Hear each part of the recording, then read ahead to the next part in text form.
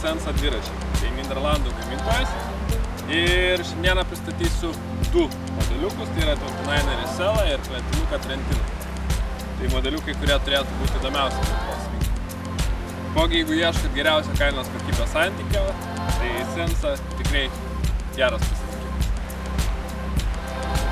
Sensa 29 gama gan plati, nuo pigiausio kateno iki brangiausio karboninio Fiat. Šiandien kalbėsime apie modeliuką Sela Top ir kuom jis ypatingas ir kuom jis turėtų būti įdomus Lietuvos rinkai. Tai yra optimalus variantas. Kaina 3,5 tūkstančio ir už tą kainą jūs gaunate gan daug. Toliau mes tai ir apžvelgsime.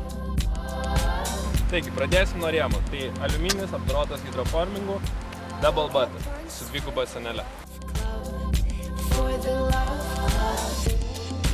Šakė RockShox XC30 su lokautu.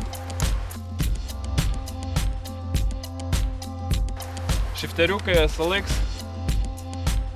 Galinis permetėjas SLX. Galia X-tukas. Toliau Diore stabdžiukai su švaistikliais. Ir galiausiai ratai su Diore stabulytė. Visą tai tiks tiek mėgėjų, tiek žmogui, kuris nori pradėti važiuoti XC maratonuose ir maksimum, ką reiktų dar padaryti, tai pasikeisti ratus.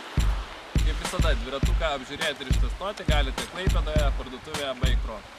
Laukime! For the love